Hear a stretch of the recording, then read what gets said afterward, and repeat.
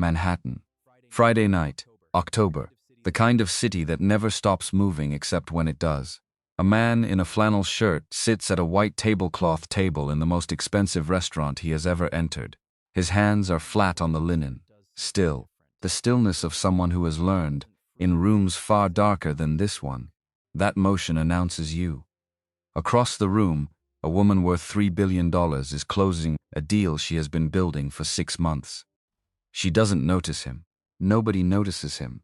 That is, until the door opens, until the first shot goes into the ceiling, until every person in that room does the thing that people do: freeze, collapse, reach for someone, and the man in the flannel shirt does something different.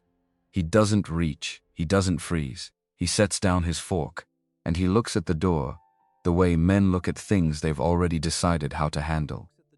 The chandelier is still swaying. The hands gave him away. That was the thing nobody ever noticed about James Carter. Not the flannel shirt, worn soft from 5 years of washing. Not the jaw that hadn't seen a razor in 3 days. Not even the way he sat spine straight, shoulders square, the kind of posture you can't buy and can't fake and can't unlearn once the military burns it into your bones. No, it was the hands. Placed flat on the white tablecloth. Perfectly still. The kind of still that isn't relaxed, the kind that's controlled. Knuckles mapped with old scars. Palms cross-hatched with calluses that no amount of scrubbing ever fully erased. Engine grease still living in the creases of his fingers, permanent as a tattoo, honest as anything he'd ever worn. The tablecloth cost more per square foot than his monthly electric bill. He knew this because he'd looked it up. 3 weeks ago, sitting in the break room at the garage, eating a sandwich over his phone. He'd pulled up the Sterling Room's website on a whim and spent 20 minutes reading about their custom Belgian linen and their hand-poured candles and their sommelier who'd trained in Napa Valley. He'd closed the browser, opened it again, closed it, told himself he was being ridiculous. Then he'd started saving. 4 months of brown bag lunches. 4 months of skipping the Friday afternoon run to Murphy's with the guys from the shop. 4 months of looking at the number in his checking account and doing the math twice every time, just to make sure he hadn't miscounted. He wasn't a man who miscounted, but he checked anyway, because tonight mattered. The Sterling Room occupied the ground floor of a building on West 54th Street that had been old money for 3 generations and had never once apologized for it. The ceilings were 14 feet high. The light came from chandeliers that looked like frozen waterfalls, crystal catching the flame of actual candles, not electric, actual fire, and throwing small diamonds across every surface. The walls were deep navy, the color of a sky just after the last of the light goes. Every table had a single white rose in a crystal vase no bigger than a coffee cup. James had sat down and not touched anything for a full minute. Not from awe, from assessment. Old habit. New room eyes move on their own exits. Sight lines. Weight-bearing columns. The way the staff moved between tables. The kitchen door swung left. 2 visible cameras. One at the entrance, one above the bar. The maitre d' stood at a podium near the front and surveyed the room with the particular alertness of someone who'd learned to spot trouble before it announced itself. James respected that. It was useful, that skill. More useful than people understood until the moment they needed it. Emily was reading the menu, not glancing, reading. Both elbows on the table, terrible manners. She'd inherited that from him, head tilted, lips moving slightly the way they did when she was processing something that required actual thought. She was wearing the navy dress she'd bought 2 summers ago, the one she called her good dress, which meant she owned approximately 3 dresses, and this one didn't have a coffee stain. Her hair was down, dark brown and slightly wavy, and it caught the candlelight in a way that made something in James's chest do something complicated and quiet. She looked like her mother. Not completely. Emily had his chin, his stubbornness, his habit of going very still when she was thinking instead of fidgeting. But the eyes were Sarah's. Brown, deep, warm in a way that made people feel immediately that they'd been seen, rather than looked at. Sarah's eyes had done that. You could be a stranger at a bus stop and Sarah would look at you, and somehow you felt known. Emily opened the menu to a new page. Then she laughed. It wasn't a polite laugh. It wasn't the restrained, socially calibrated exhale that people produced in expensive restaurants when something surprised them. It was a real laugh. Full, head tilting back slightly, no hand raised to cover it. The kind of laugh that started in the belly and didn't ask permission from anyone. The couple at the next table glanced over. A woman in pearls looked up from her entree with the expressions of someone who'd bitten something unexpected. A man in a suit near the window paused mid-sentence.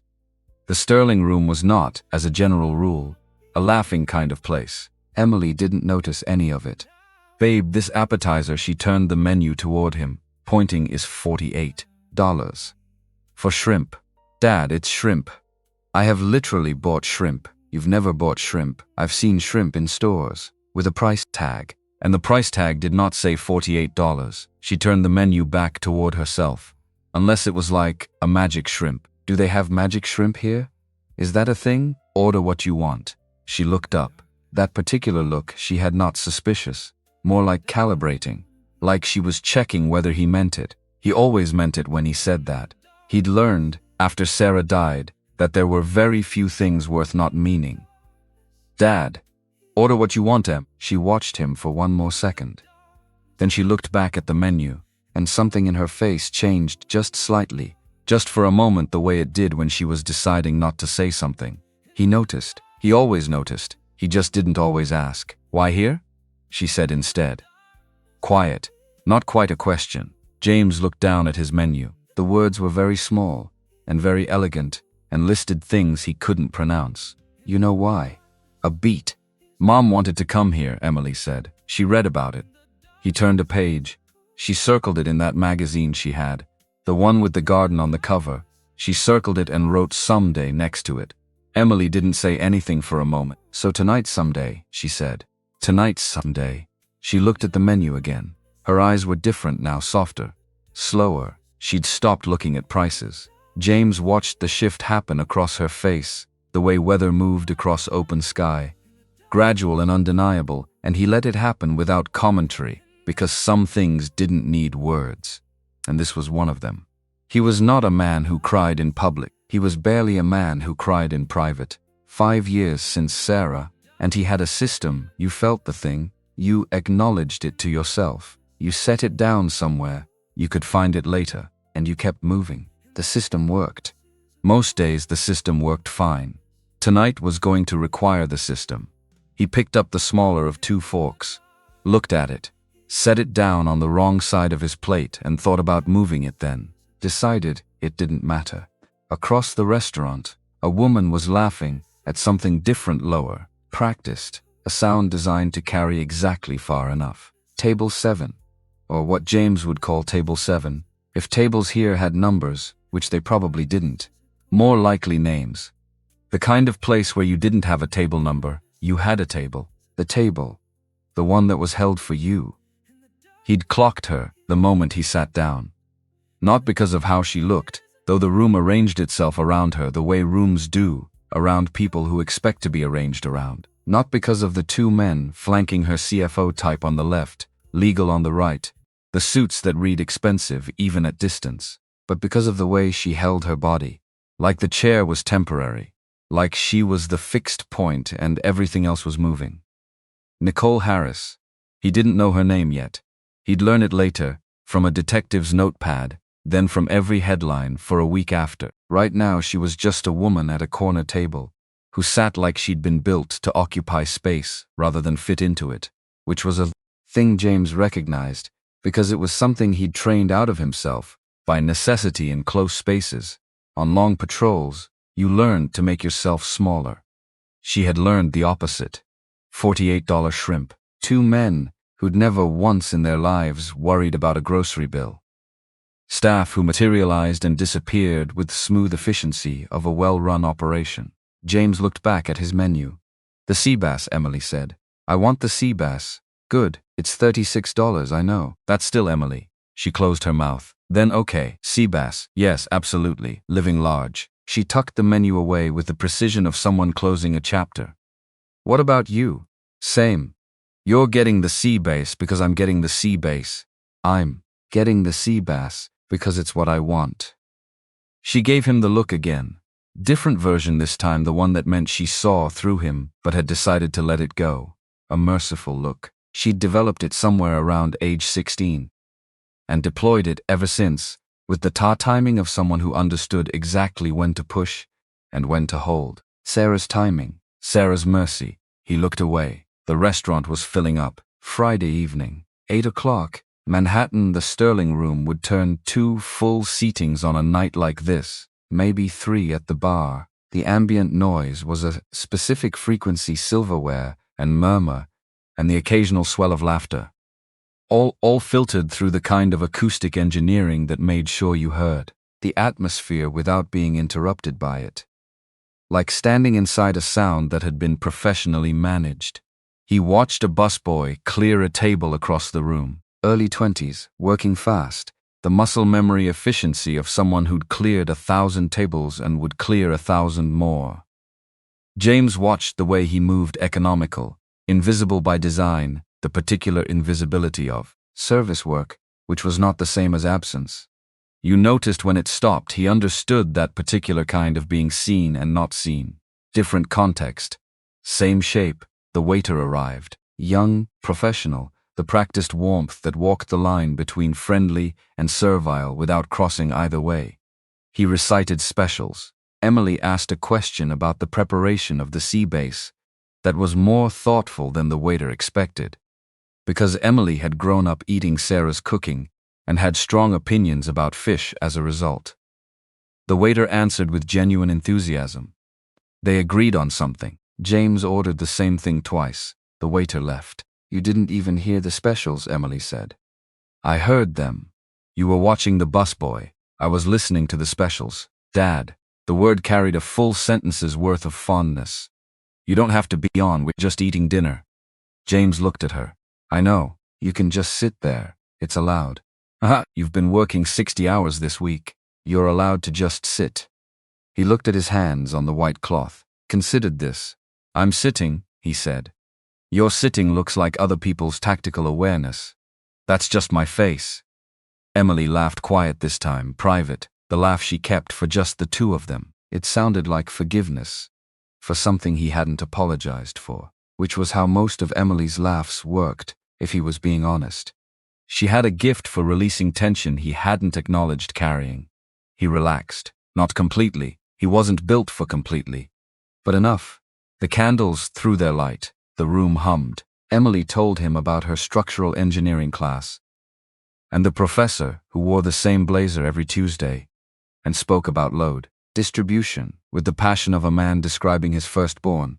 And James listened with his whole attention, the way he'd learned to listen in the field, not waiting for his turn to speak, actually receiving what was being said.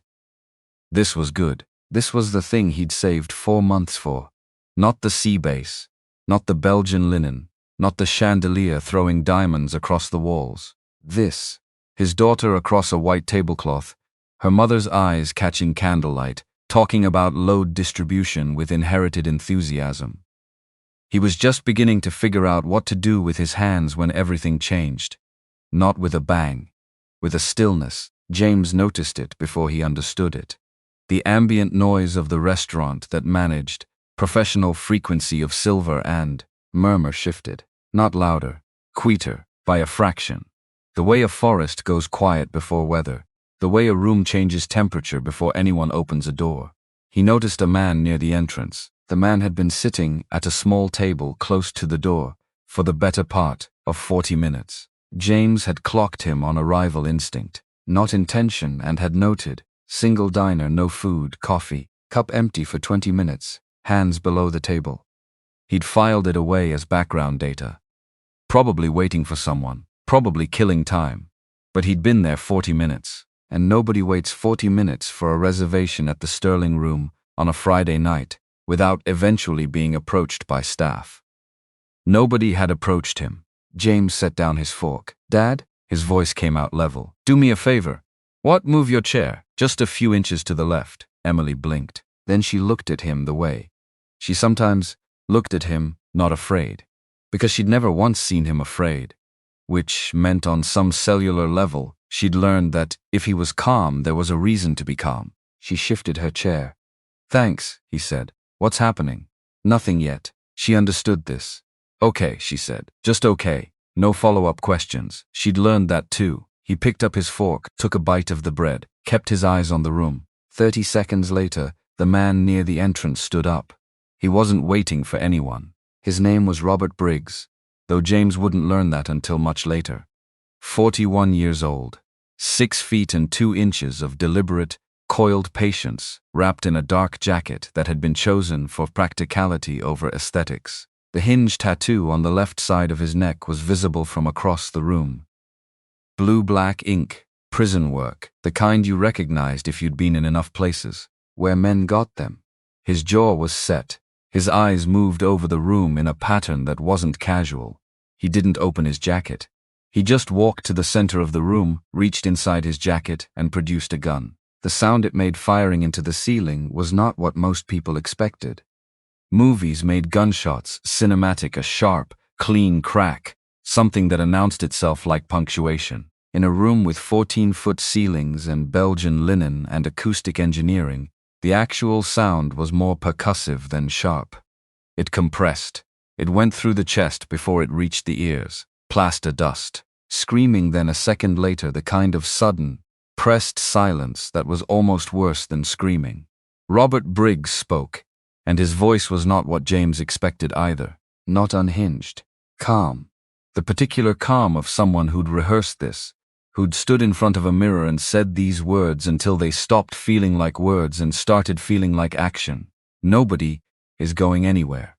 Phones on the table, jewelry off. You do exactly what I tell you, and everyone goes home.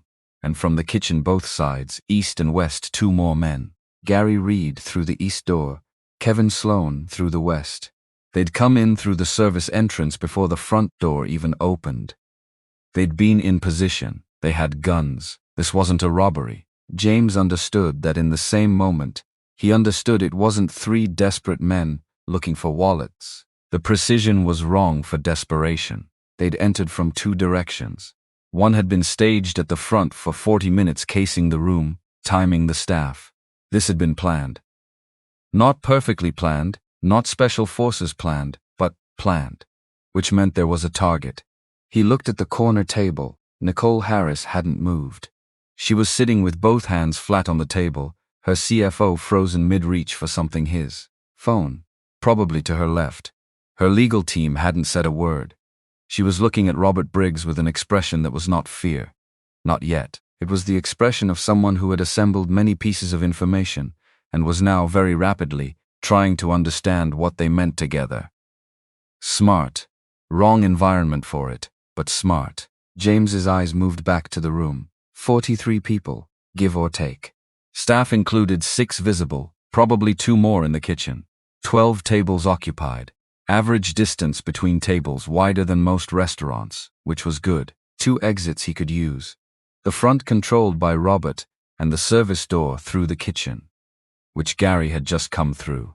3rd potential exit, the emergency door at the back of the bar. Steel-framed, alarmed, which would work if you didn't mind announcing yourself. He minded. Kevin Sloan was moving through the room now, collecting phones, the way someone collected fruit efficiently, without ceremony, dropping everything into a canvas duffel. He moved wrong. The hand not holding the gun kept flexing, opening, closing, not muscle memory, anxiety presenting in the body, because the body has nowhere else to put it. James watched the hand, watched the gun that went with it. That was the one he had to account for. Emily's hand found his forearm under the table, light.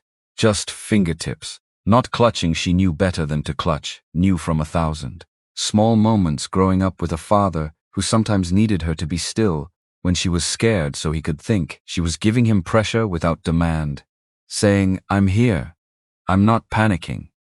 Go do what you need to do." 19 years old, and she still knew how to do that. He put his hand over hers, squeezed once, then let go. "When I say down," he said, barely a sound, barely shaped into words. No hesitation. She said nothing, which was yes.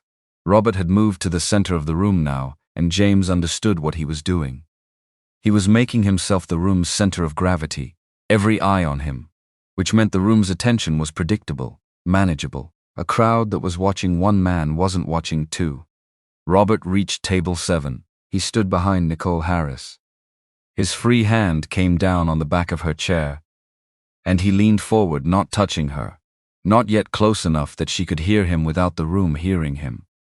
James couldn't read his lips from this distance, but he watched Nicole's response, the way her spine changed, the way her hands pressed flatter against the table. She'd just been told something that mattered. This was the target. James had known it the moment he'd catalogued the planning. Too much preparation for a general robbery. They'd known the layout. They'd known the entry points. They'd known who would be here. They'd come for her specifically.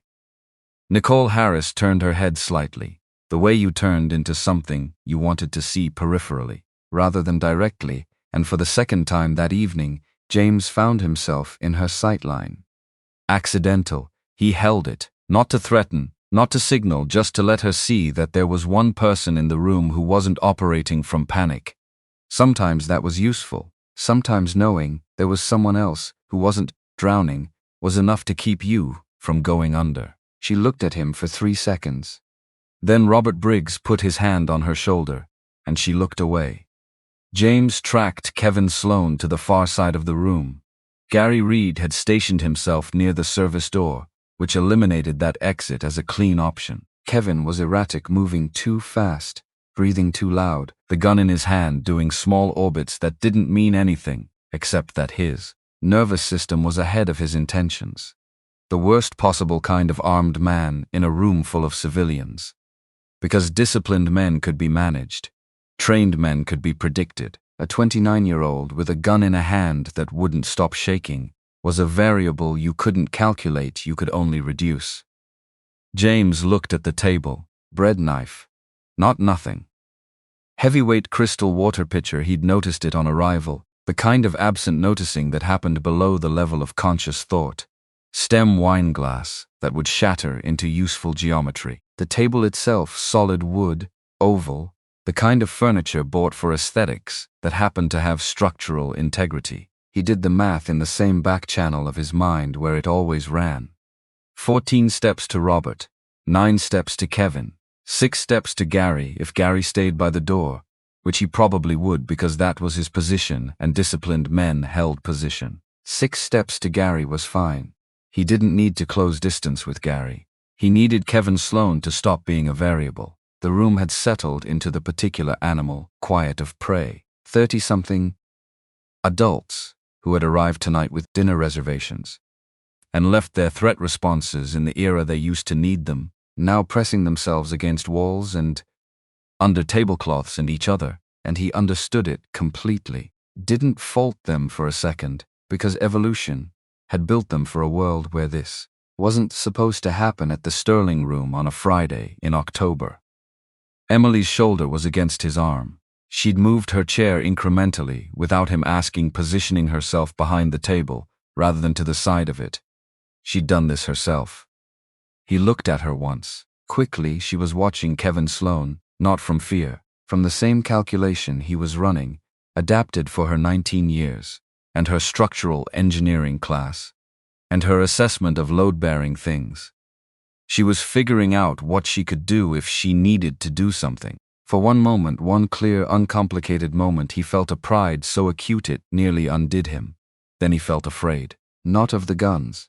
He'd been in rooms with worse odds and fewer exits, and no one to account for but himself. He was afraid of the specific arithmetic of this room. This night, his daughter's shoulder against his arm, and the gun in Kevin Sloan's shaking hand, and the way those two facts were 9 steps apart and narrowing. He breathed through it, filed it, set it down, felt it, acknowledged it, let it go. Robert was speaking to Nicole again, louder now, for the room. The speech James had been half expecting. He'd known this type. Not all armed men were the same, but certain patterns repeated. The man who needed the room to understand him. Who'd spent a long time feeling invisible and had found a method for being seen. Robert's voice carried genuine grievance, something about wealth, something about workers, Something about women like her building empires on the backs of people who never got rich doing it. Some of it was true. A lot of things were true that didn't entitle you to a gun in a restaurant on a Friday night. James listened with the part of him that listened to everything. Filed it under. Occupied. Grandstanding. Getting louder, which meant getting sloppier. The speech was working on Robert. You could hear it. He was getting drunk on his own words, the way people did when they'd been waiting a long time to say them. Kevin Sloan had moved to the far corner, duffel half full, watching his boss with an expression that was divided between admiration and urgency. The urgency was useful. It meant Kevin knew they'd been here too long. They had, in fact, been here too long. Someone had called the police. James was sure of it. There were 40-some people in this room, most of whom had surrendered their phones. And at least 2 or 3 had had phones on their persons that Kevin had missed because Kevin was not a professional and he'd moved too fast. Every minute Robert spent delivering his address to the room was another minute for the 911 call to propagate. Robert didn't know this because Robert was speaking.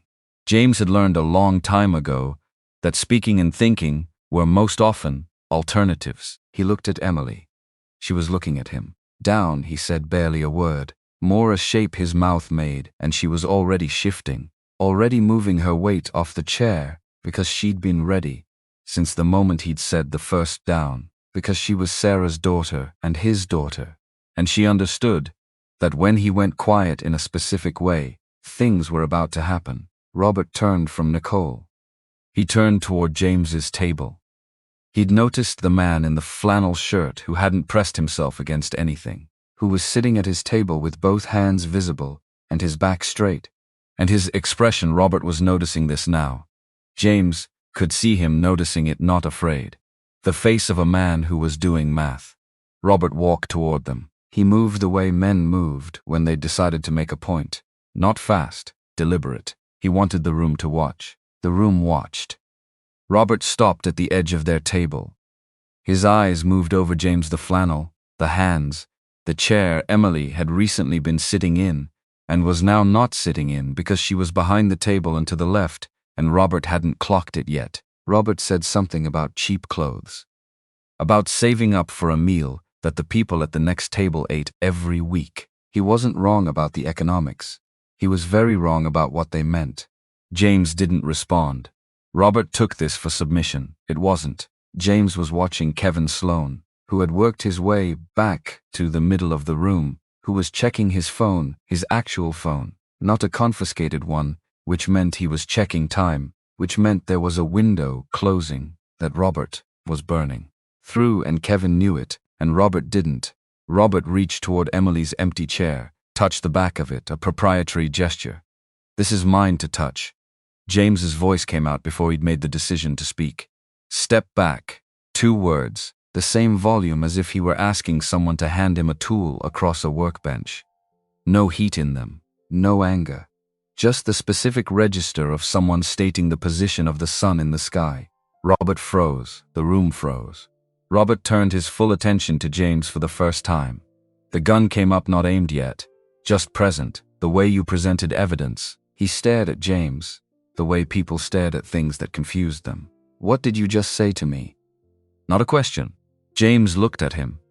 "I said step back." He hadn't moved his hands. They were flat on the table, perfectly still. "You don't need the chair, step back from it." Somewhere in the room, someone's held breath made a sound. Robert was staring at him, and behind Robert's eyes, James could see it, could see the recalibration happening in real time. The scanning for something familiar. Anger, he could process. Fear, he'd expected. Pleading, he'd prepared for. What he hadn't prepared for was a man in a flannel shirt at a dinner table speaking to him in the voice of someone describing gravity. His voice, when he found it again. "You're going to tell me what to do." James said, "I'm telling you what I need you to do." The difference was important, and he said it knowing it was important. "You don't need her chair, you made your point. The room heard you." He paused, stepped back. Robert's grip tightened on the gun. Kevin Sloan had stopped moving entirely, to cause and across to me, and was watching from across the room with the look of someone watching a car accident, knowing the outcome. unable to alter it. Gary Reed hadn't moved from his position. Nicole Harris, from the corner table, was watching James the way she'd been watching him since the moment Robert turned in his direction. Not with hope, she was too controlled for hope to show on her face, with something sharper and quieter. The particular attention of someone who has noticed a variable they hadn't accounted for. James kept his eyes on Robert. And Robert, who had a plan and a speech and a target, and two men who'd trusted him enough to follow him in here. Robert did not step back. He raised the gun and aimed it at James's face. "Last chance," Robert said. "Sit down and shut your mouth, or I will solve this problem permanently." The room had collapsed into pure silence, not the ambient silence of careful diners. The silence of held breath. Of 40-some people doing the math that James had already done and arriving at the same conclusion, there was no good outcome at the end of this sentence. Emily was behind the table, and to the left and very still. James looked at the gun. He looked at the man holding it. The words came from somewhere that wasn't quite thinking. From the place in him where things got decided before they were processed. You have two choices. Walk away from this table right now, or we find out what happens next. Robert's trigger finger moved. Didn't pull. Moved. That was the difference. Something in the room changed, some pressure, some charge. And James felt it the way he'd learned to feel things in the field in the half-second before everything became irrevocable. Then Kevin Sloan said, "Boss," and his voice cracked on the word. "Boss, we're out of time." Robert didn't take his eyes off James, but his aim fractioned. By 1 degree, by the length of a breath. And that was where part 1 ended, not with resolution, not with violence, but with the specific suspended quality of a moment that hasn't decided yet what it's going to be. A room full of people breathing at half capacity. A man with a gun who'd expected to be the only person in the room who wasn't afraid. A father with flat hands on a white tablecloth, and the stillness of someone who had been here before, in different rooms, in different configurations, and had learned paid for the lesson in ways. He didn't talk about that this particular kind of still was the only power that couldn't be taken from you. Outside, on West 54th Street, the first sirens were still 6 minutes away. 6 minutes was a long time. It was also nothing at all. Kevin Sloan's hand was shaking so badly the gun was making small circles in the air. Not big ones, not dramatic ones. Just tiny nervous orbits that nobody in the room could stop watching because nobody in the room could stop calculating what happened if that finger moved. Robert hadn't lowered his weapon, but he'd stopped moving toward James, which was different from retreating, which was also different from committing. He was suspended in that particular human purgatory of a man who'd planned everything up to this moment and was now standing inside the moment and finding it didn't match the blueprint. James stayed still. Because stillness was the only thing Robert couldn't absorb into his plan. Anger, he could redirect. Pleading, he'd prepared for. Fear confirmed his authority.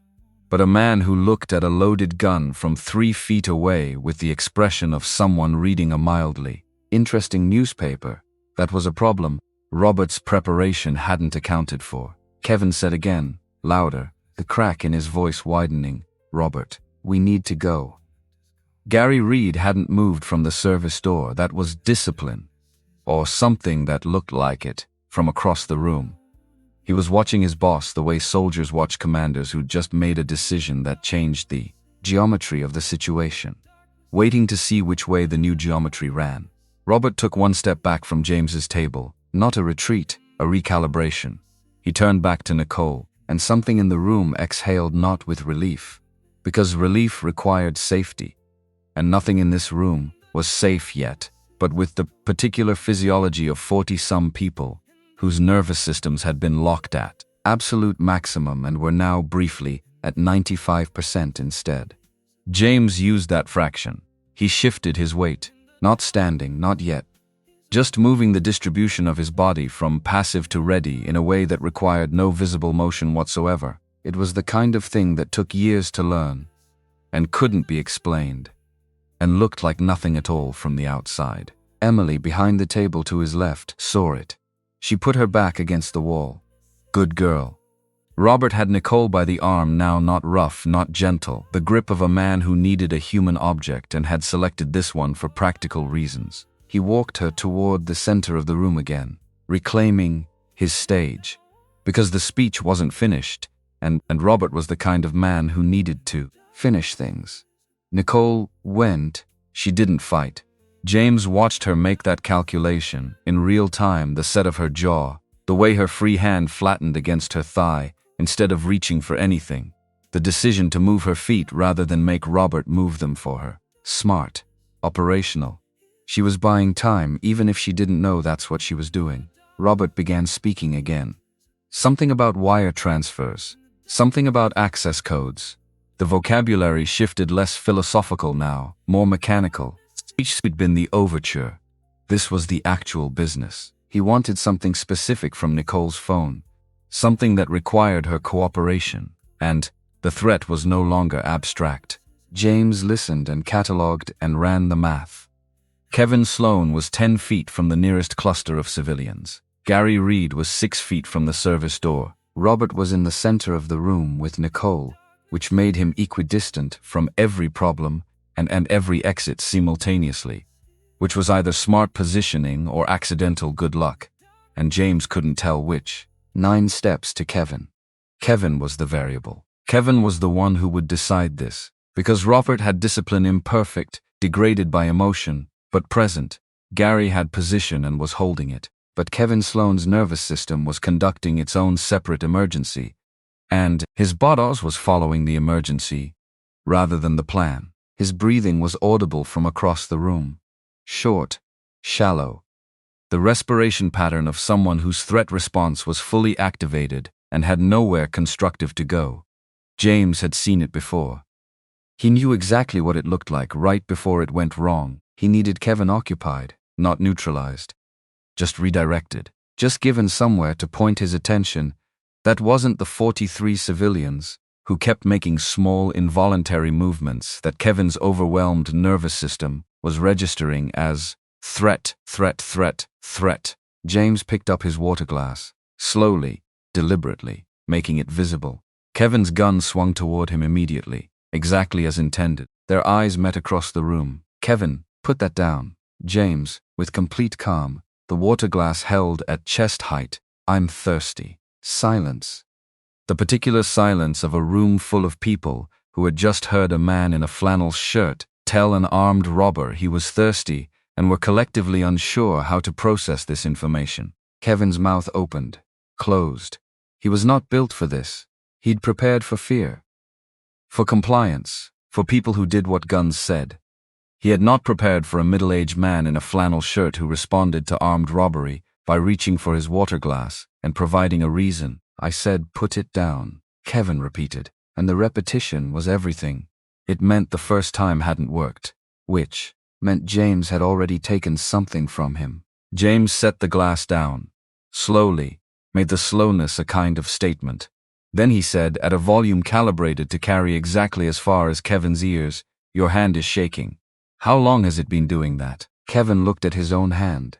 Involuntary. The way you looked at a thing when someone named it, your body betraying your brain, checking itself. Shut up, Kevin said. I'm not threatening you. I'm asking a medical question. From somewhere behind James, someone made a sound that was almost a laugh. Cut off immediately, but present, there for a half second. Kevin's face moved through several expressions in rapid succession. None of them landed. He was a 29-year-old man who'd walked into this restaurant with a role. Intimidator, enforcer, 1/3 of a plan, and the role was not performing the way rehearsal had suggested. The man at the corner table kept talking to him like they were at a hardware store discussing drill bits. This was, functionally, James's goal. Not to diffuse Kevin, to occupy him. To make Kevin's attention the fixed thing, while the room's attention floated free. While Robert continued his business with Nicole. While Gary held his position by the door. While everything stayed exactly where it was long enough for James to understand the window. The window. Every situation had one. It wasn't always large. Sometimes it was a fraction of a second. A slight misalignment of attention. One person looking left when they should be looking center. James had spent 7 years learning to see it, and half a second acting on it. And the math of those two halves, the long patient watching and the very fast moving, was the only math he'd ever really trusted. He watched. Robert was talking to Nicole in a lower register now. Close the conversation, gone private again. Nicole's phone was on the table in front of her. She hadn't unlocked it. Her chin was up, and her voice, when she used it, was steady in a way that cost her something. You could see what it cost if you were watching carefully enough. In the slight over-control of her breath, James was watching carefully enough. She said something to Robert that made him pause. Not anger, something colder than anger. The focused, undecorated version of whatever she used to face down boardrooms.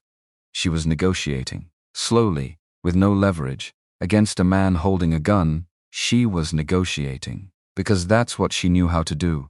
Even here, even now, you used what you had. James understood this completely, and then Robert made a mistake.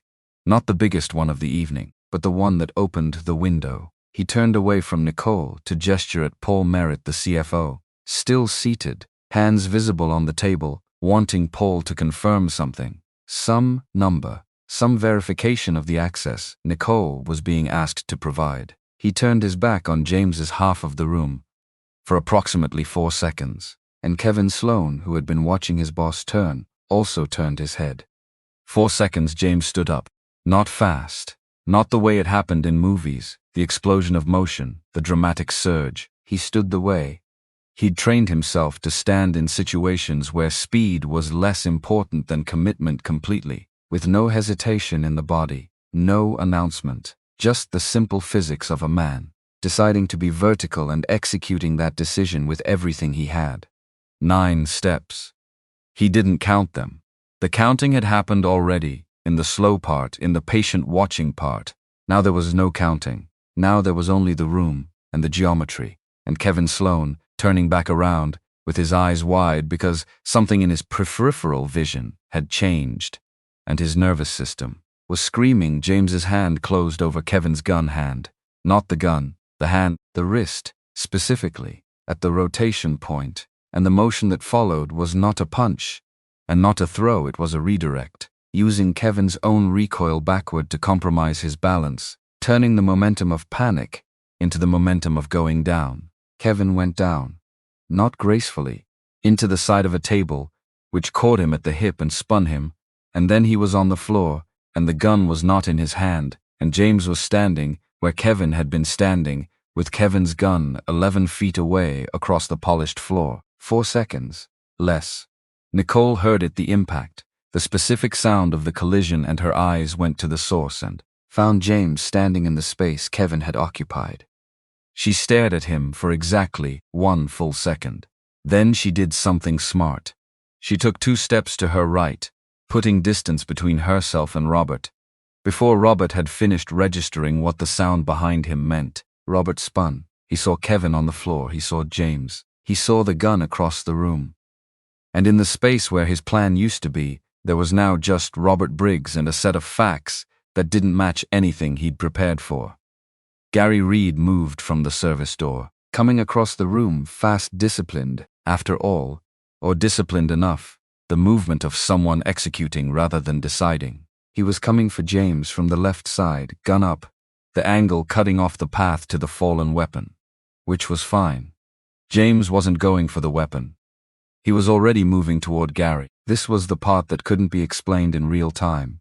The part that people who witnessed time, the part that people who witnessed it would describe later with the vocabulary of the unbelievable. He was just there, and then he was somewhere else, and then Gary was on the floor. What actually happened was less cinematic and more architectural. Weight, angle, the mechanical advantage of a body that understood balance better than the body opposing it. Gary's gun arm came up, and James's forearm met it at the elbow, not the wrist, the joint that had no choice but to redirect. And the momentum Gary had built coming across the room became the momentum that took him off his feet. The gun skidded toward the bar. Gary hit the floor hard enough to matter. He didn't get up immediately. Robert was shouting something. James straightened. His shoulder was burning. Not shot. He'd connected with the edge of a table on the way through, the corner catching him at the muscle, a deep bruise that would make itself known for the next 2 weeks, and was currently just a hot bloom of sensation that he noted and set aside. Fired, set it down, kept moving. Robert had Nicole again. Of course he did, because Robert was a man who, when every other plan failed, went back to the one thing that had worked, the human shield. His arm was across her collarbone, the gun at her temple, and he was backing toward the front of the restaurant in the jerky, overcommitted way of someone who was rewriting their exit strategy in real time. Nicole's face. James looked at her face. Not the gun, not Robert's positioning. Her face. She was controlled, locked down. The jaw, the breath, the eyes, all of it managed with the ferocity of someone who decided that falling apart was not an available option and was holding to that decision through what looked like sheer structural will. But underneath it, underneath the control, which was real and impressive and working, was something else. Something she hadn't shown the room all evening. She was terrified.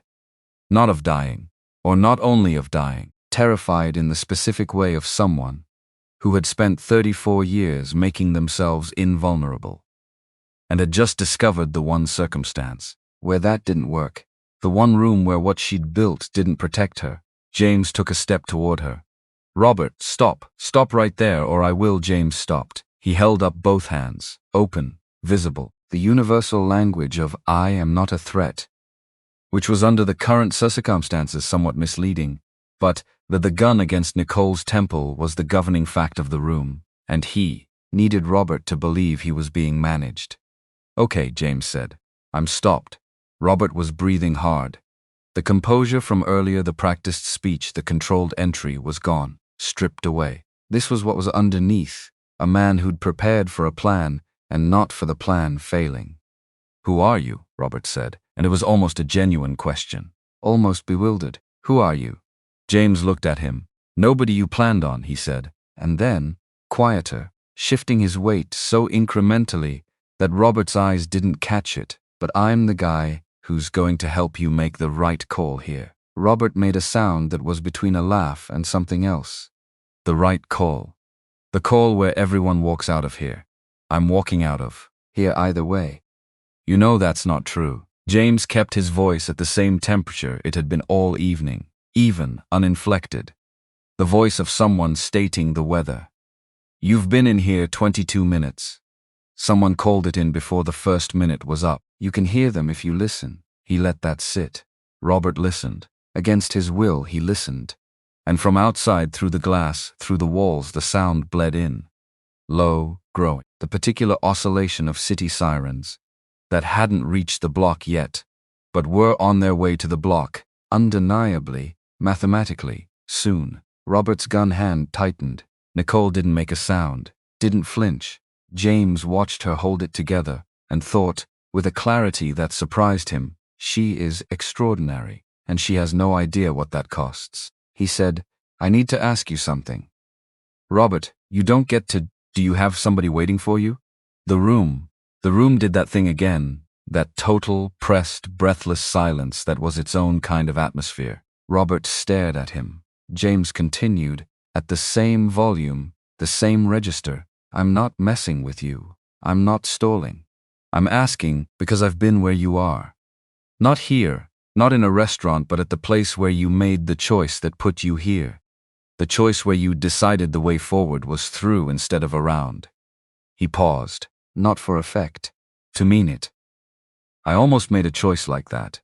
After my wife died, there were things I could have done that I knew how to do, and for a while it seemed like that was the only door that was still open."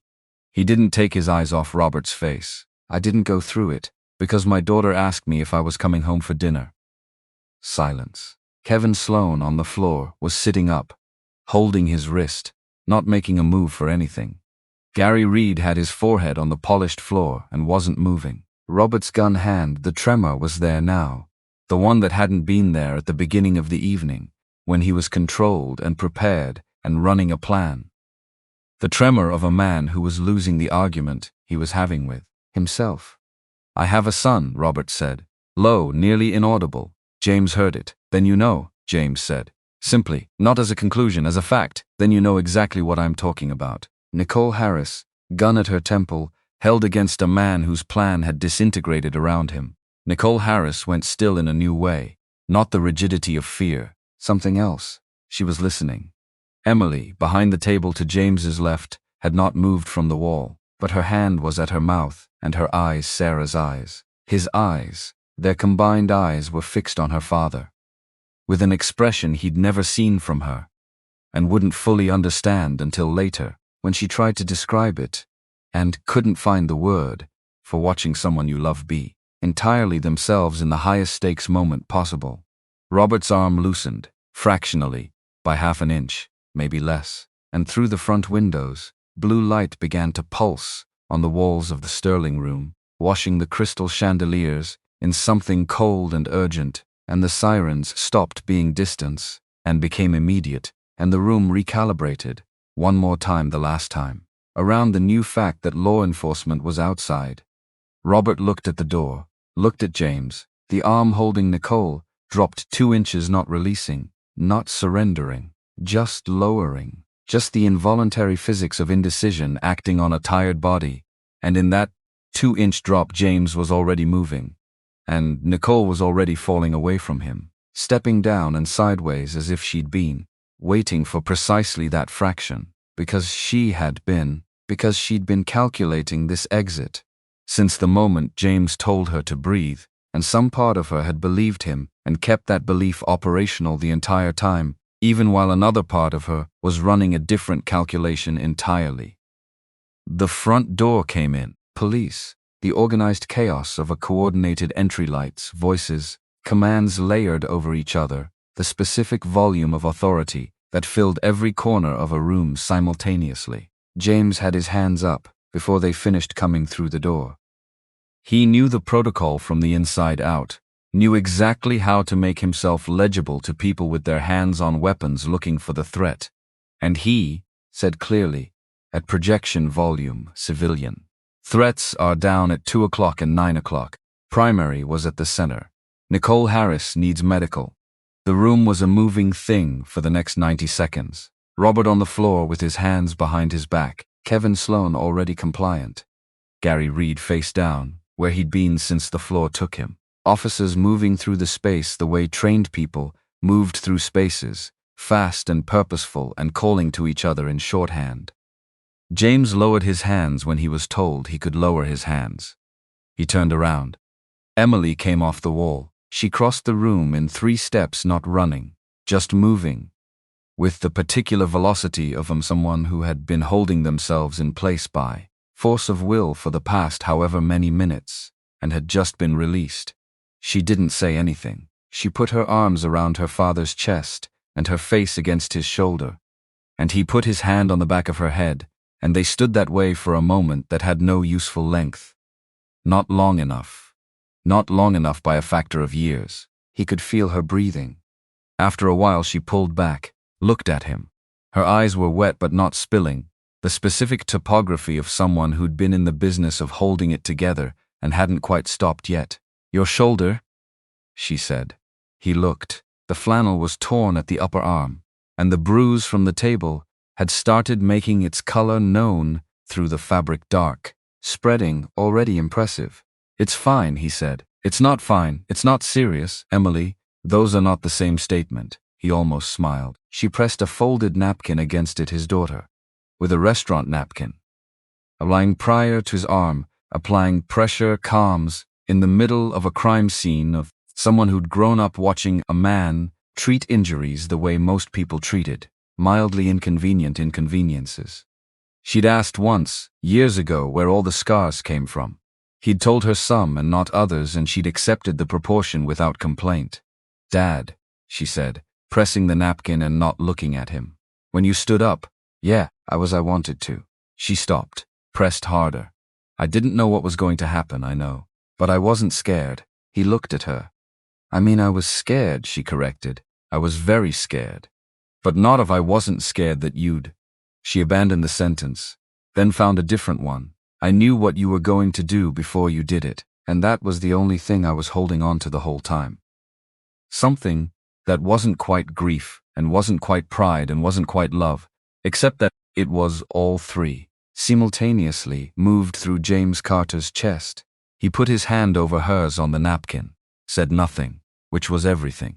Across the room, Nicole Harris had been reached by 2 officers and a paramedic, and was speaking with the clipped, precise efficiency of someone who'd recovered their command register within 60 seconds of the gun leaving her temple. She was describing what happened, giving names Robert, Kevin, Gary, which meant she'd heard them used, which meant she'd been listening through the whole thing, cataloging, filing, storing information the way people stored it. When they understood information was leverage. Smart. She looked up from the paramedic, found James across the room. He was standing with Emily's hand under his, on a restaurant napkin, looking back at her. Nicole Harris had, in the course of her 34 years, looked at a great many people across a great many rooms. She'd looked at founders asking for capital, and senators asking for endorsements, and adversaries calculating her weaknesses across negotiating tables. She had a taxonomy of looks, of what they meant, of what they wanted. She did not have a category for this one. For a man in a torn flannel shirt with his daughter's hand pressed against his arm, who looked at her the way people looked at things they'd noticed a long time ago and had simply been waiting to see again. She held it for 3 seconds. Then a detective stepped into her sightline, and the moment folded itself up and put itself somewhere. And Nicole Harris went back to giving a statement with the fluency of someone who'd never been anything other than in control. The paramedic reached James next. James tried to wave him off, and Emily made a sound that had no words but had a completely clear meaning, and the paramedic, reading the room with the situational intelligence of someone who'd been doing this for 15 years, looked at Emily and addressed her directly. "Let me just take a look." 3 minutes. Emily said, "Thank you." James sat down in the chair she indicated, which was not his chair, which was someone else's chair at a table that wasn't his, and let the paramedic do the 3 minutes. The shoulder wasn't broken, wasn't dislocated, was going to be an extraordinary bruise and would ache for weeks, and was, as James had assessed, not serious. The paramedic said this. Emily said she'd like that in writing. The paramedic, for the first time that evening, laughed. A detective materialized. 40s, gray at the temples, the particular kind of tired that accumulated specifically through years of arriving at rooms after things had happened in them.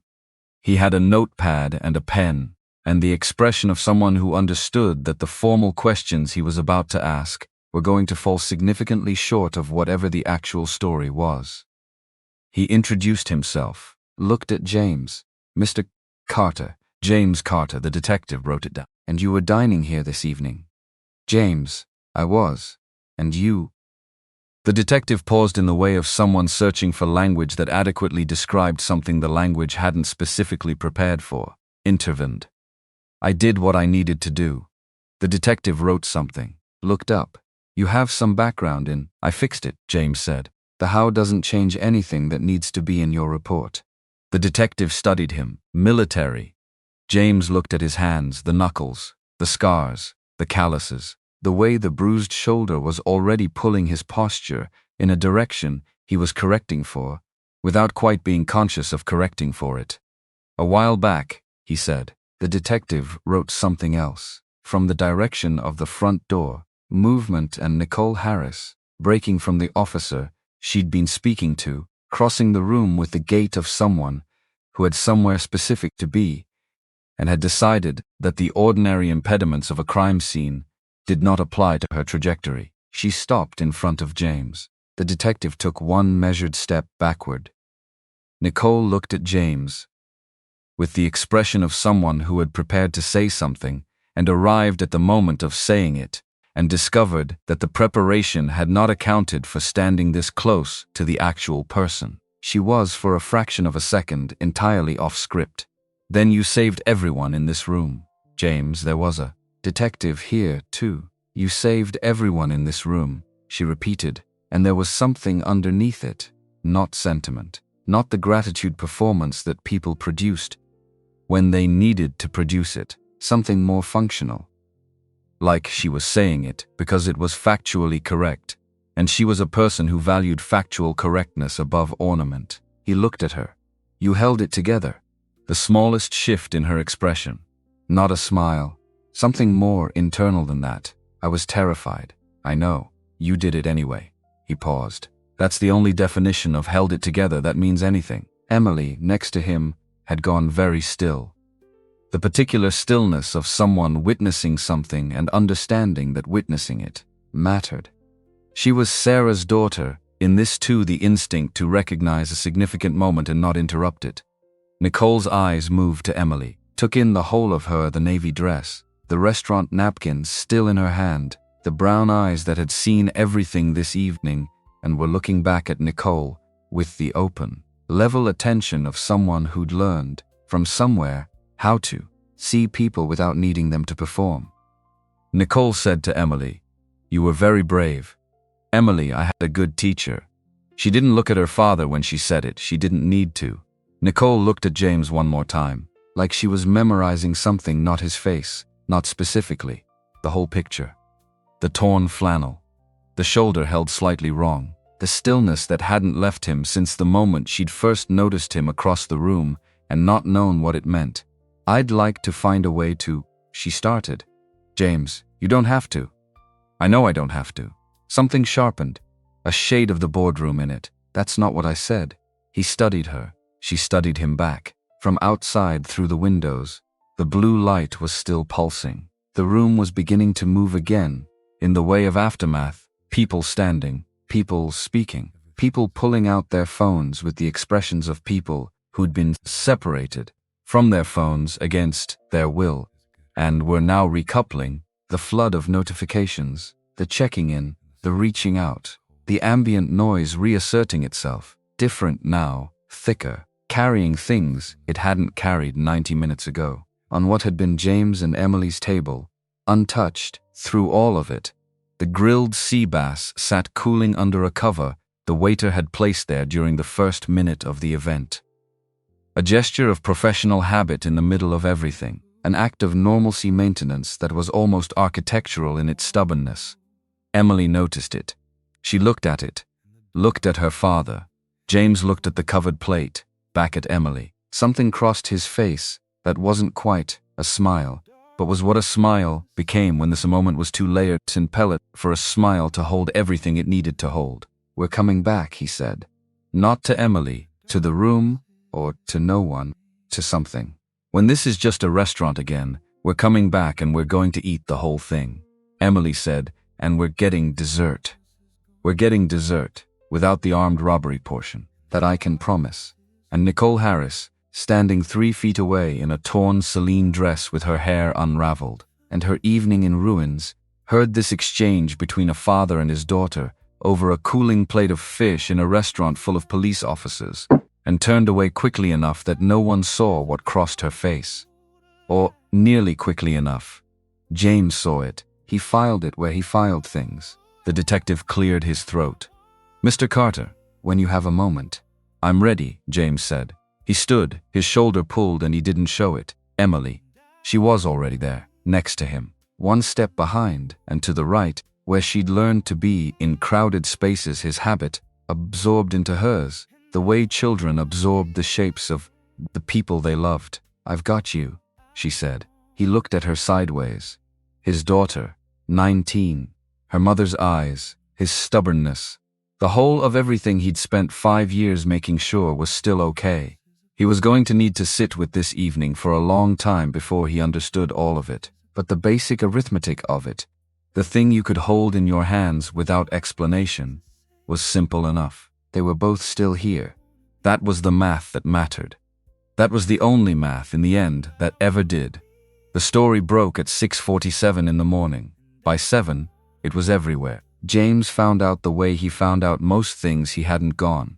Looking for Emily, came into the kitchen in her socks, phone extended, the expression on her face somewhere between pride and preemptive apology, and said, "Dad, you need to see this." He was making coffee. He kept making coffee. Read the headline on her screen without taking the phone. Set the carafe down. Read it again, the mechanic who stopped everything. Below that, a photograph, him from the night before, standing outside the Sterling room while a detective spoke to him, shot through the glass by someone inside, or someone on the street he hadn't noticed, which was its own kind of information about where his head had been. The flannel was visible, the torn shoulder, the posture that apparently read, even in a grainy phone photo through a restaurant window, as something other than ordinary. He looked at it for a long moment, then he finished making the coffee. Emily watched him do this. That's your reaction. What reaction would you prefer? I don't know. Something. Anything, Dad. You're on the front page of 4 different. Do you want eggs? I want you to have a feeling about this. He looked at her over the counter. I have several feelings about this. None of them require me to stop making breakfast. She sat down, pulled the phone back, scrolled. They're calling you a Navy SEAL hero mechanic. Which is okay, that's a lot of nouns, but it's accurate. It's reductive, it's the internet. Everything's reductive. She kept scrolling. There are 7 think pieces already. 7. It's been 3 hours. One of them is comparing you to. I'm not going to tell you who they're comparing you to. It'll make you tired. I'm already tired. You've been awake for 20 minutes. He poured 2 cups and put one in front of her. She took it without looking up. He sat across from her and drank his coffee and let the morning be what mornings were supposed to be, which was quiet, which was the kitchen table, and the particular quality of early light through the east window and his daughter in her socks reading things off her phone while he pretended not to listen. Somebody found the garage, Emily said. The coffee cup went down. What? There are people outside the garage, like reporters, Mike called. Mike was his business partner, had been for 3 years, a man who communicated primarily through one-word texts and whose 2-word texts indicated genuine crisis. He said there are 6 of them, with cameras. James stood up. I'll call Mike, Dad, I'll call Mike, and I'll go in the back way and I'll get through the day. He picked up his phone. This goes away in 48 hours. Everything goes away in 48 hours. Emily looked at him. Not everything, she said, and her voice was different, lower, meaning something other than the reporters. Some things are going to be different now. He looked at her. She looked back. Neither of them said Sarah's name. Neither of them needed to. He called Mike. Mike said 7 words. You couldn't just eat the fish. James said he'd be there in 40 minutes. Mike said make it 30. James said that was not how Queen's traffic worked. Mike said fine 45 and hung up. The garage was a 30-year-old building. On a block that had been many things before it settled on being on kind of block where a good mechanic could stay in business by being better than the alternatives and cheaper than the dealerships. James had worked there for 6 years. Had his name on the sign for 3. Cobb and Carter Auto, the Cobb being Mike, who'd bought into the business when it was still barely solvent, and had spent 2 years not talking about it when it almost wasn't. The reporters outside were doing what reporters outside garages did, which was stand on the sidewalk and be cold, and check their phones and hope something developed. James went in through the back. Mike was already there, under a 2019 Accord that needed new brake lines, visible only from the waist-down jeans, work boots, the particular arrangement of a man who had chosen the mechanical problems over everything else, and was at peace with this choice. Mike rolled out, looked at James's shoulder, which was visibly wrong even through the new shirt. You gonna be able to work? I can work. The left side or Mike? Mike looked at his face, made a decision, rolled back under the Accord. There's a Silverado in Bay 3 that needs a full diagnostic, his voice coming from under the car now, muffled by the chassis. Owner's coming at noon. James put on his coveralls. This was the language they had. Not the language of feelings or events, or the fact that James had apparently single-handedly stopped 3 armed men in a Manhattan restaurant the previous evening, while wearing the shirt he wore when things mattered. The language of the Silverado in Bay 3. The noon appointment, the work, he understood it. He was fluent in it. He had been in different ways his whole life. He worked for 4 hours. The shoulder made itself known. Consistently. Not enough to stop. Not enough to stop anything, which was the specific problem with the way he was built. The threshold for stopping was set somewhere past where most people's was. And this had been useful in some contexts and catastrophic in others. He worked through it the way he worked through most things, by moving toward the next task before the current one could make demands. At 11:47 his phone rang. Unknown number.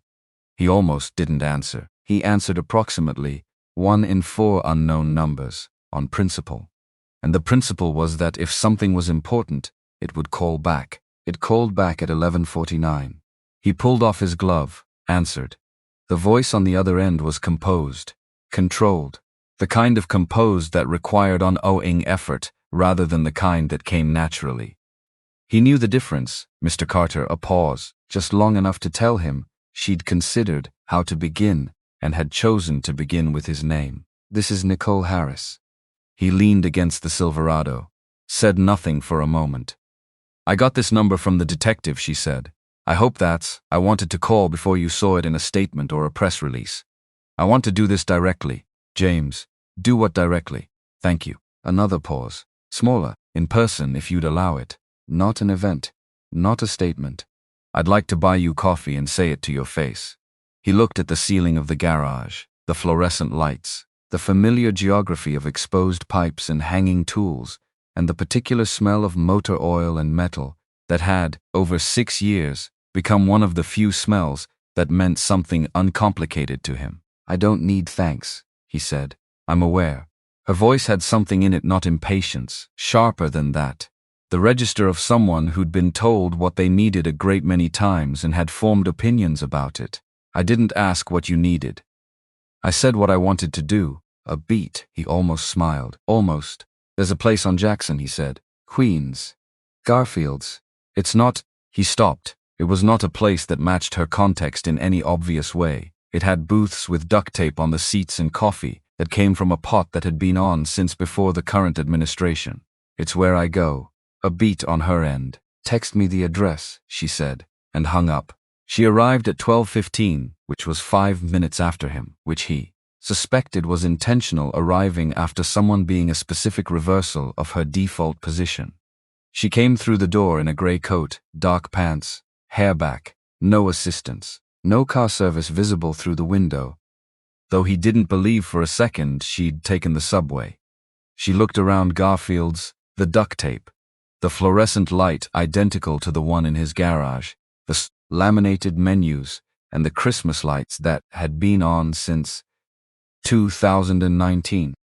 Because nobody had gotten around to taking them down, and she looked at it the way a person looked at something that was exactly what they'd been told it would be. She slid into the booth across from him.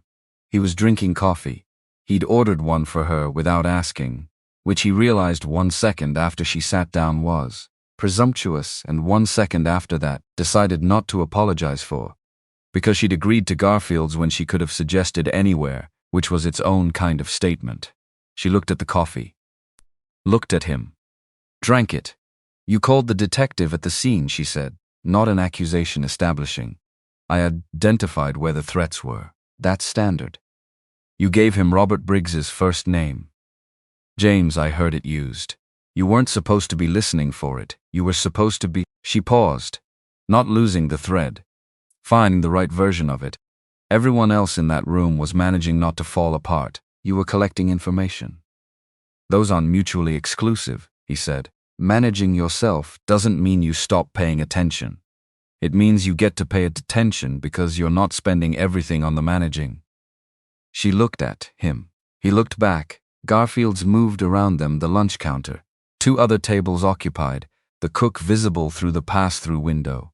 Normal. Tuesday normal. The normalcy of a place that didn't know and didn't care that the 2 people in the corner booth had been in a room together 18 hours ago when the room had contained guns and the entire arithmetic of the evening had turned on a single man's decision to stand up. Nicole said, "Why didn't you stay hidden?" Not a question, a real one. James wrapped both hands around his cup. There was a variable, Kevin Sloan. His hand was shaking badly enough that anyone moving at the wrong time could have set him off. I couldn't control whether someone moved. I could control the variable. She absorbed this. You controlled it by making yourself the center of it. I made myself the easier problem. She studied him, the way she'd studied him across the restaurant, not trying to charm or disarm, just actually looking with the focus she probably brought to everything. You were protecting Emily. James, I was protecting everyone, and Emily. The distinction she was making was real. He acknowledged it by not arguing with it. And Emily, he said. She nodded. Something settled in her. Some question she'd been running since last night, finding its answer, not because he'd given her the answer, but because he hadn't avoided it. She had. He was coming to understand a very low tolerance for avoidance. It read on her the way most things read on her, as data, as something she'd noted and filed. I want to offer you something, she said. And I want to be clear that this isn't charity, and it isn't a transaction, and it isn't going to come with strings. She set her cup down, because the moment it feels like any of those things, it becomes something I don't want it to be. James waited. Emily is at NYU Engineering. He went still. I read the article, Nicole said. She's on partial scholarship. The rest is she stopped, looked at him. The rest is you working 60 hours a week and not complaining about it. She works too. I know. The article mentioned that. A pause. I'd like to fund the rest of her education. Not as a gift to you. As an investment in someone who, from every piece of evidence I've gathered in the last 16 hours, is going to build something worth investing in. She held his gaze. I have a foundation. It does exactly this kind of thing. It will be anonymous if you prefer. Emily doesn't need to know where it came from. The booth, the duct tape, the Christmas lights from 2019. James looked at his hands. He thought about saying no. He mapped the shape of the no, found it, held it up. The reflex was real, the same reflex that had made him wave off the EMT before Emily had overruled him. The same reflex that had been with him so long he'd stopped noticing it as a choice and started experiencing it as weather, the instinct to require nothing from anyone. He looked at Nicole across the table. She was watching him run the calculation. She knew that's what he was doing. And she wasn't filling the silence with more argument, more persuasion, more pressure. She was letting him land where he landed, he said. She'd want to know. Then tell her. She'll want to refuse it. She sounds like someone I know. The smallest inflection. Not quite humor. Adjacent to it. She'll want to meet you, James said. And thank you. And probably argue with you about it. I'd like that, Nicole said. And something in the way. She said it, not performed. Not socially functional. Something real underneath it. Something that sounded faintly like longing. If you were listening at the right frequency, made him look at her more carefully. She was 34 years old, and she had $3 billion, and a company and a corner table at a restaurant that held tables for her, and she sat across from him in a diner booth on a Tuesday at noon, and said she'd like to meet his daughter with the specific sincerity of someone who didn't get to mean things very often. He thought about Sarah. He thought about this in the unguarded way. He thought about her when something in the present reached back and touched something in the past, and the two things were briefly in the same room. Sarah had had that quality too, the realness of her, the willingness to mean what she said, even when meaning things was expensive. He had spent 22 years married to someone who treated sincerity as a practice rather than a liability, and he had not known, until she was gone, how much of his sense of the world had been organized around her example. He missed her. He missed her in the way you missed something that had been structural. He set it down, picked up his coffee. There's something else, Nicole said. He raised an eyebrow. I've been thinking about a position. She chose the word carefully. In my company. Someone whose job is to see problems before they become emergencies. Who can read a room, any room, and tell me what most people miss. She looked at him steadily. I'm not talking about security. I have security. I'm talking about someone who thinks the way you think, who pays attention the way you pay attention. That's not a real job description. It is if I write it that way. I fix cars, James said. You also, Nicole said, just identified a targeted attack before it was fully executed, assessed 3 armed individuals under live conditions, neutralized 2 of them without civilian casualties. and managed to talk a third one down from an active hostage situation by asking him about his son. She paused. I've hired people for a great deal less.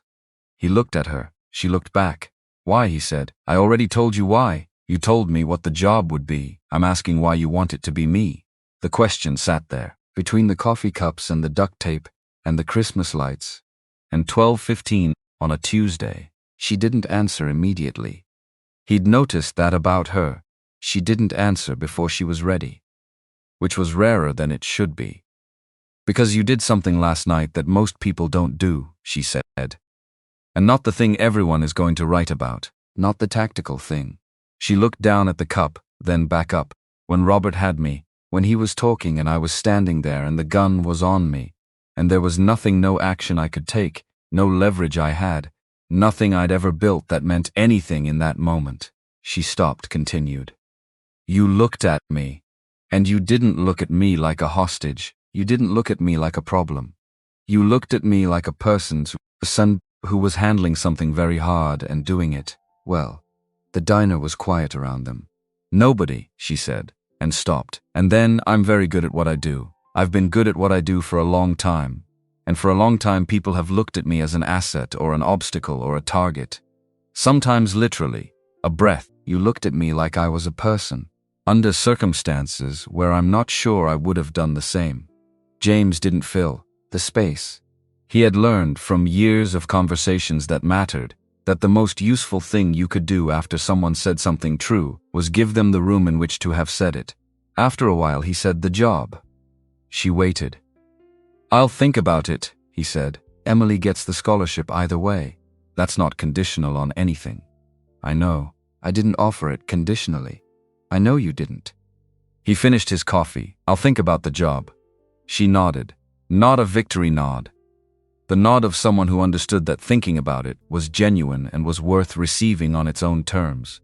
He left Garfield's first, walked back to the garage, stood outside for a moment in the October air. The reporters mostly gone now, two remained. One, scrolling her phone, one eating something from a foil wrapper, and he looked at his name on the sign. Cobb and Carter. Thought about Mike under the Accord. Thought about the Silverado in Bay 3. Thought about 6 years of oil changes and brake jobs and the specific satisfaction of handing someone their keys and knowing the car would do what cars were supposed to do.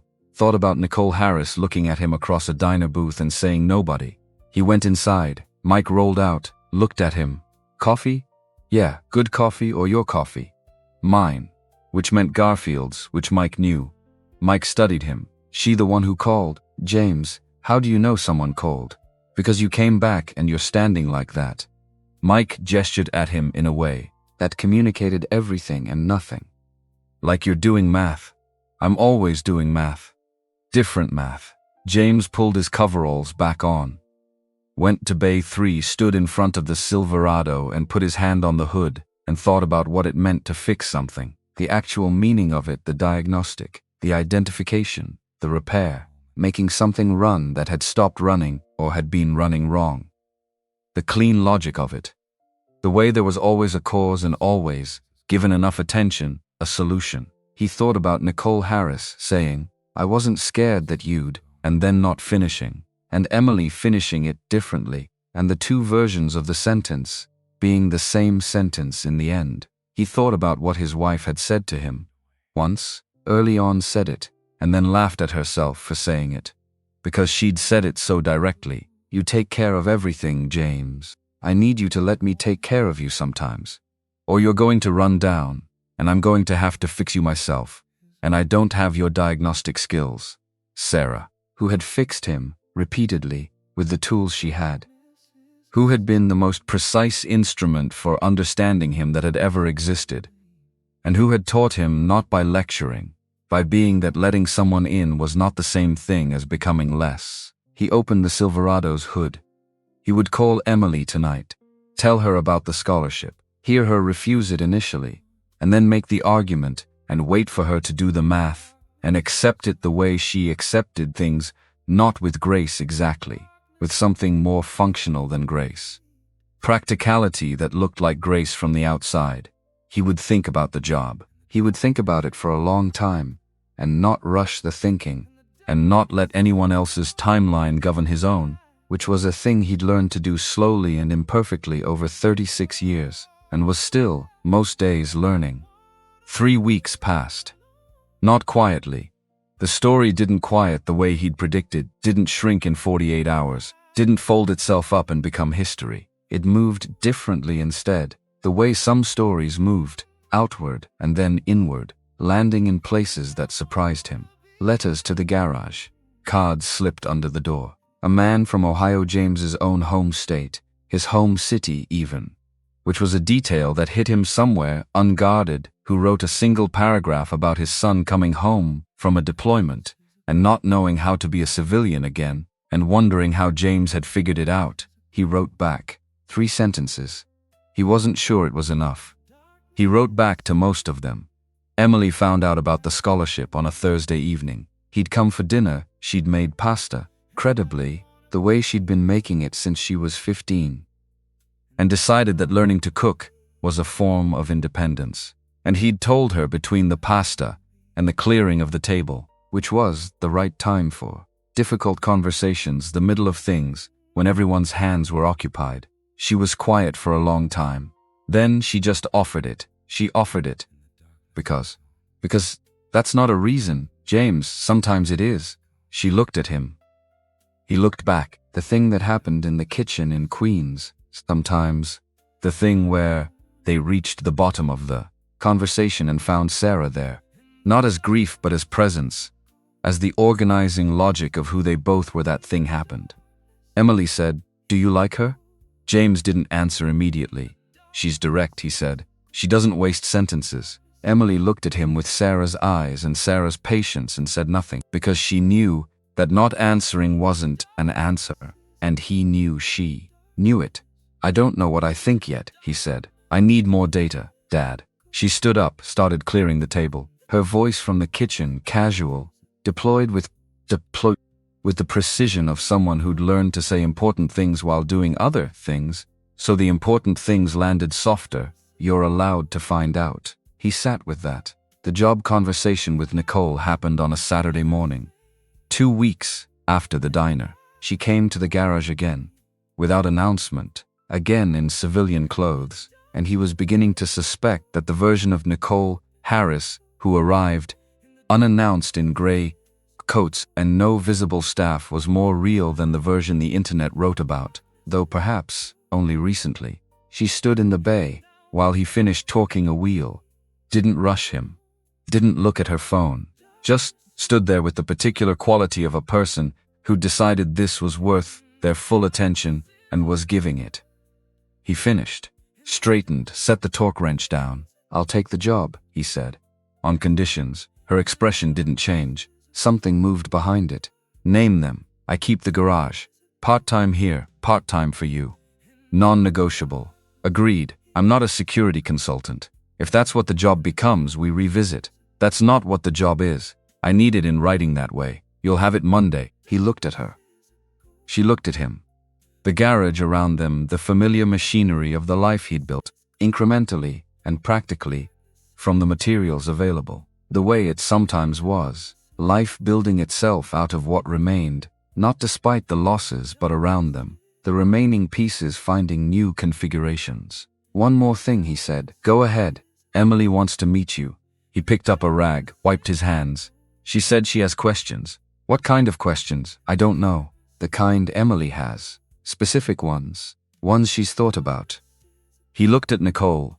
"She'll want to understand you before she decides whether to accept the scholarship. That's how she works." Nicole was for a moment. Not uncomfortable quiet. Processing quiet. "That's how she works," she repeated. "Yeah, she got that from you." "She got it from her mother," James said. "I just kept the habit alive." And Nicole, who had not flinched in the restaurant, who had not flinched at the diner, who had looked at James across every distance, with the composure of someone who'd made composure her primary structure. Nicole looked at him in the garage on a Saturday morning when he said that, and something in her face moved in a way she didn't manage in time. Not grief, not pity, something more like recognition. Like she'd been carrying a question she hadn't known she had, and had just heard a version of the answer. He let her have the moment, the way he'd been let have his, across a diner table, a few weeks ago. After a while she said, "I'd like to meet Emily, Sunday works. We usually eat late, around 6. What should I bring?" He thought about this. Nothing expensive, she almost smiled. Not quite. The adjacent thing again. "I'll bring something appropriate. You don't know what appropriate is for a Sunday dinner in Queens? I'll figure it out." A pause, the composure back, but worn differently now. Looser. Like something that had been held rigid for a long time had found a way to be the same thing without the rigidity. "I'm good at figuring things out." "I know," James said. "I watched you figure things out with a gun at your head." "I wasn't figuring anything out. I was holding on." "That's the same thing," he said. "Under certain circumstances, holding on long enough is its own kind of answer." She left the garage, and he watched her go the way he watched things he was, still deciding what to think about with the full attention he'd spent a lifetime developing, the same attention he'd given to problems in bays 1 through 4, the patient looking that preceded the understanding, that preceded, eventually, the fix. The following Sunday Nicole arrived at 6, with a pie from a bakery that wasn't expensive and wasn't cheap and was exactly the kind of pie Emily would eat half of before dinner and not apologize for. Which meant Nicole had asked someone, or had thought hard, or both. Emily opened the door and looked at her for a moment and then said, "The pie is good, you did research." "Nicole, I have people for that." "Emily, did you ask them for a fancy pie or a good pie?" "Nicole, I asked them for a pie someone might actually eat." Emily looked at her for another beat, stepped back. "Come in," she said. And yes, that's the right answer. James was in the kitchen. The grilled sea bass was on. The smell that was Sarah's recipe and his relearning of it. Translated through years of making it wrong, and then right, and then his own. That smell was in every room of the small apartment. Nicole stepped through the door, stopped, looked at the photo on the wall, James and Sarah, younger. Emily between them, a beach somewhere with flat light and wind in everyone's hair, ordinary and irreplaceable. The way most photographs of people who are no longer here were ordinary and irreplaceable. She looked at it for a moment, set the pie down. "She looks like Emily," Nicole said. James from the kitchen, "Emily looks like her." Right, a small correction, a significant one. Emily appeared from the hallway. With her questions, she did have them. Specific ones. About the foundation sin and its selection criteria, and whether anonymous really meant anonymous, or whether there would be a thank you dinner she'd be expected to attend. Nicole answered all of them directly. Emily pushed back on 2 of them. Nicole revised one answer and held firm on the other. Emily nodded, sat down at the table. Conversation moved. The way it moved, when people who were still deciding what the other one was found unexpected purchase, through sideways doors, through the sea bass, and the question of whether Emily had ever eaten at the Sterling Room before, and the subsequent question of whether she ever wanted to go back, and Emily's answer, which was, not for a while, maybe in a year, when it's just a restaurant again. Nicole looked at her. "Your father said the same thing." "We discussed it," Emily said. "The night of." She picked up her fork. "He said it first. He usually does." Dinner moved forward. Outside, Queens did its particular Saturday night version of itself, the traffic that never fully stopped, the voices from the street, the specific music of a place that had never once pretended to be anything other than exactly what it was. Inside, 3 people sat around a table in a small kitchen, with a photograph on the wall, and a smell in the air that had started as someone else's recipe and become its own thing. The way most things became their own thing. Given enough time, given enough attention, given the willingness to return to the same table on enough consecutive nights with the same intention. James looked at his daughter, who was making Nicole defend a position on a structural engineering grant funding, with the focused pleasure of someone who'd been waiting for someone to argue with her at this particular level, who looked exactly like her mother in the specific way that wasn't about features, who was here, across the table, in the apartment, in the world. He thought about everything that had been required to produce this specific evening.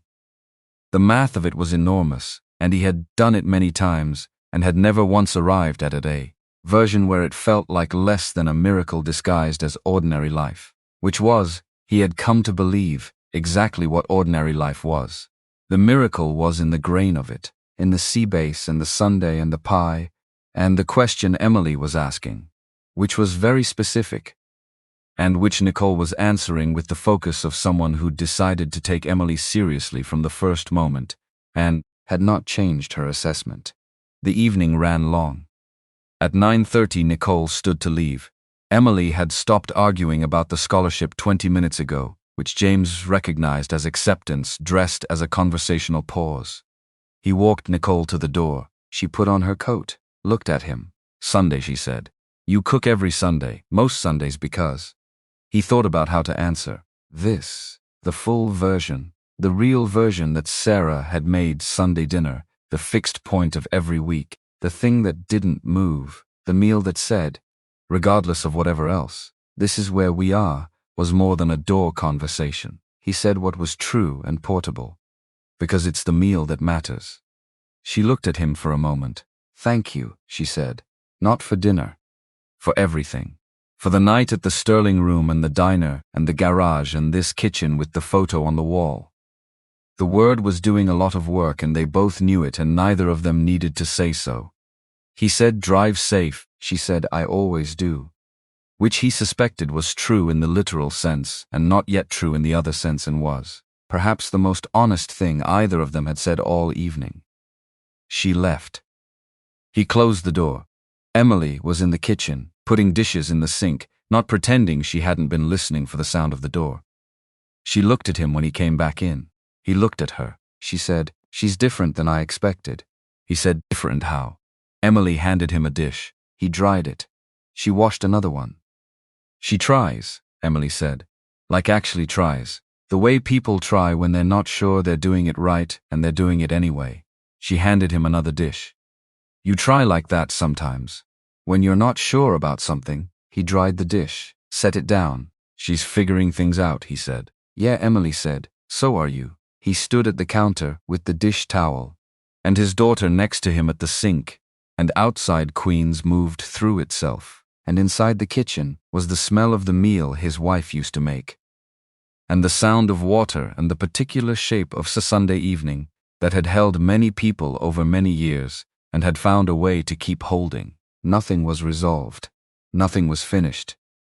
Emily still had 3 years of school ahead of her, and James still had the garage and a new job he hadn't started yet, and a bruise on his shoulder that was finally, after 3 weeks, starting to fade from purple to yellow. Nicole Harris was somewhere in a car going back to whatever her evenings usually were, and what they usually were was going to be different from what they'd been, though the full shape of the difference was still assembling itself. This was not a problem. This was the condition. You showed up. You paid attention. You stayed at the table. You let the meal be what the meal was. The rest, the figuring out, the arriving, the slow and imperfect construction of what came next, that was what tomorrow was for, and the tomorrow after, and the one after that. James put the last dish away. Emily turned off the water, and, through the kitchen window, the city did its city thing, relentless and various, and fully indifferent to any one story within it. And the light above the stove was warm, and the photograph on the wall was what it was. And James Carter stood in his kitchen on a Sunday night in Queens and felt, as he sometimes felt when he let himself, the specific weight of everything he hadn't lost, which was still, even now, even after everything, considerable, which was still, in the only accounting that mattered, enough.